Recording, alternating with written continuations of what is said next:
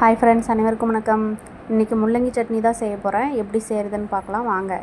இதுக்கு தேவையான பொருள் பார்த்திங்கன்னா வெங்காயம், கருவேப்பிலை, பூண்டு, இஞ்சி, தேங்காய், முள்ளங்கி, அப்புறம் புளி, வரமல்லி ஒரு ஸ்பூன், மிளகா ஒரு 4 மிளகா எடுத்துட்டேன்.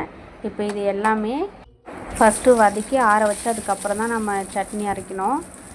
ஃபஸ்ட்டு வந்து பார்த்திங்கன்னா தேங்காய், இஞ்சி, பூண்டு இதை 3ஐயும் சேர்த்து வதக்கிட்டு இதுக்கப்புறமா இது ஓரளவுக்கு வதங்கினதும் வரமல்லி மிளகாயும் சேர்த்துட்டு நல்லா வதக்கிடணும்.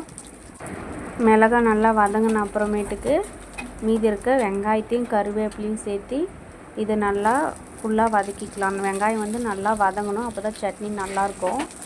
இது வந்து பார்த்திங்கன்னா களிக்கு சாப்பாட்டுக்கு ரெண்டுக்குமே சூப்பராக இருக்கும். ஒரு டைம் வீட்டில் செஞ்சு பாருங்கள்.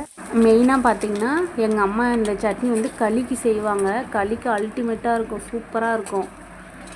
ஓகே, இப்போ இது வெங்காயம் பாருங்கள் நல்லா வதங்கிடுச்சு. இப்போ இதை ஆற வச்சிடலாம்.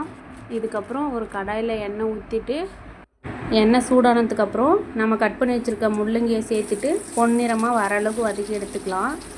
குழந்தைங்களுக்கெல்லாம் இந்த மாதிரி செஞ்சு கொடுத்து பாருங்கள், நல்லா சாப்பிடுவாங்க. ஓகே, இப்போ வதக்கிக்கலாம்.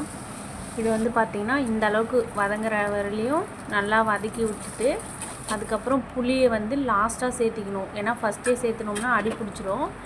அதனால் புளியை வந்து லாஸ்ட்டாக சேர்த்திக்கலாம். இது லாஸ்ட்டாக நம்ம சேர்த்து வதக்கும் போது லைட்டாக மெல்ட் ஆயிடும். நம்ம சட்னி அரைக்கும் போது சரியாக போயிடும். இதுக்கப்புறம் தேவையான அளவு உப்பு சேர்த்து சட்னி அரைச்சி எடுத்துகிட்டு தாளிச்சிக்கலாம். சிலருக்கெல்லாம் முள்ளங்கி பார்த்தாவே பிடிக்காது. சாம்பார்லலாம் இருந்தால் எடுத்து வச்சுட்டு சாப்பிடுவாங்க. அவங்களுக்கு வந்து இந்த மாதிரி சட்னியாக செஞ்சு கொடுத்தா இந்த டேஸ்ட் வந்து டிஃப்ரெண்ட்டாக இருக்கும். ஸோ நல்லா சாப்பிடுவாங்க. ஓகே, கடுகு வெடிஞ்சிருச்சு. இதுக்கப்புறம் கருவேப்பிலை போட்டு சட்னியை தாளிச்சிடலாம். கருவேப்பிலை பொரிஞ்சதும் சட்னி சேர்த்து வதக்கிட்டு லைட்டாக தண்ணி ஊற்றி வதக்கணும்னா எக்ஸ்ட்ரா இருக்க பச்சை வாசமும் போயிடும். தண்ணி சுண்டுற வரையிலையும் வதக்கணும். ஓகேவா? இந்த டிஷ்ஷை வீட்டில் எல்லோரும் ட்ரை பண்ணி பாருங்கள். கண்டிப்பாக டேஸ்ட்டாக இருக்கும். இந்த வீடியோ பிடிச்சிருந்தால் லைக் பண்ணுங்கள், ஷேர் பண்ணுங்கள், கமெண்ட் பண்ணுங்கள். தேங்க்யூ.